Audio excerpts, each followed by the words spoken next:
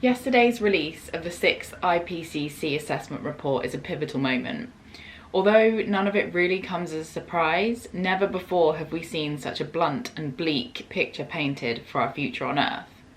So I wanted to talk a little bit more about what's in the report, what the key takeaways are, and some of the things that you can do as an individual to help paint that picture a little bit more pretty. I began to study climate back in 2009. I embarked upon an environmental science degree because I wanted to follow something in line with my love of nature. Although the course covered everything from entomology to geology, every subject I studied had one thing in common, which was climate. Following that degree and a subsequent master's in environmental management, climate, sustainability and stewardship of our planet became a key part of both my personal and professional life. One of the cornerstones of Scintilla is sustainability, both environmental and social stewardship. I run this business because I want to make positive change. I want to be a part of the solution for making a more sustainable future for our planet. So going into the report, one of the key headlines for me is that absolutely and undeniably humans are responsible for climate change. The report says unequivocally it is human influence that has warmed the atmosphere, ocean and land. It also says that human influence is very likely the global driver of the retreat of glaciers since the 1990s. And that it is virtually certain that hot extremes, including heat waves, have become more frequent and more intense across most land regions since the 1990s. There is high confidence that humans have induced these changes. Many of these changes are due to our use of fossil fuels and the greenhouse gas emissions that are associated with them, alongside our persistence in deforestation. The report also says that due to those changes from greenhouse gases, particularly those with oceans and ice sheets, will be irreversible for centuries to millennia. Essentially, we have disrupted the Earth's natural cycles so badly, we're creating a planet on which we would simply not survive. Under each of the 5 possible future scenarios that are laid out in the report, we're on a trajectory to 1.5 degrees warming compared to the baseline. We've already made it to 1.1 degrees, and the last 5 years have been among the hottest in record. Unless we make some serious cuts to greenhouse gas emissions and really take action on slowing the warming, we will hit the 2-degree warming level that the Paris Agreement set out to negate. 2 degrees may not sound like much, and on a day like today could really make a difference, but globally we'll be seeing more fire, drought, flooding, sea level rise and extreme weather, all of which we very clearly cannot cope with. You'll have seen the phrase "Code Red for Humanity" bandied about across the headlines over the last couple of days, and no doubt you'll see it a lot more in the coming days and weeks.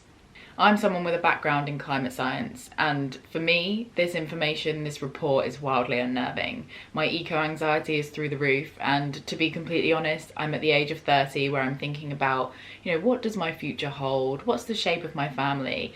And I'm wondering if I really would want to bring a child into the world when the forecast could be quite bleak. But the truth is, panicking and worrying doesn't help. And it's something that I could do with remembering a little bit more often, I know that. But we do have one thing on our side, and that is information. We have knowledge, we know what the state of affairs is, and we do know a lot about how to tackle it. So here ends all the bad news for this video, and let's talk about the positives. If we can reduce emissions by 2030 and get to net zero by 2050, there is still a chance for us to keep warming to below 1.5 degrees.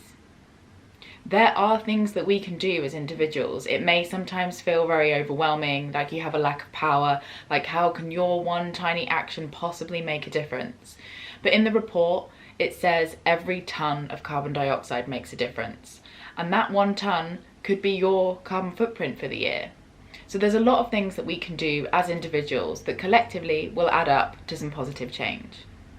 Now, I'm sure many of you are probably already doing this, and it's probably things that you've heard before, but things like reducing the amount of meat in our diet, switching to renewable energy, trying to use public transport more often, all of those small things that are in our day-to-day life generate a small carbon footprint, together add up. In general, we should be consuming less, whether that's across resource-intensive industries like meat and dairy through to fashion, or whether it's just our day-to-day products.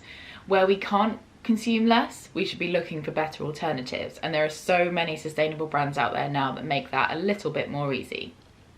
There are other things that you might like to consider, like particularly your finances. Banks like Starling or Revolut are quite often better than banks like HSBC or Barclays, both of which invest in fossil fuels. You might like to think about switching your pension fund to something away from fossil fuels. Many generic pension funds put money into fossil fuels because they are a guaranteed return. On a political level, there's one very important thing that you can do. Change your vote.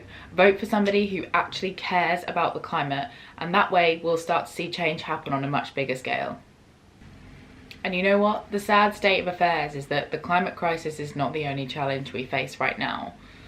The best solutions will reduce inequality, vulnerability, and emissions. It's a complex mix of social, political, economic, and environmental challenges that we now face.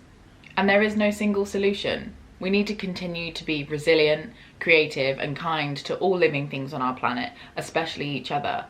Whatever we do next, there will still be challenges, but each of us must do what we can. And that's a very important point here, is you must do what you can. And what you can do might be more or less than somebody else. But as long as we are all working towards the same goal, we can make this work. You can read more about the IPCC report online. There are lots of different resources you'll find on social media where knowledgeable people are able to break down the report for you, or you can go straight to the technical summary for policymakers, which breaks down the key points into nice bite-sized chunks.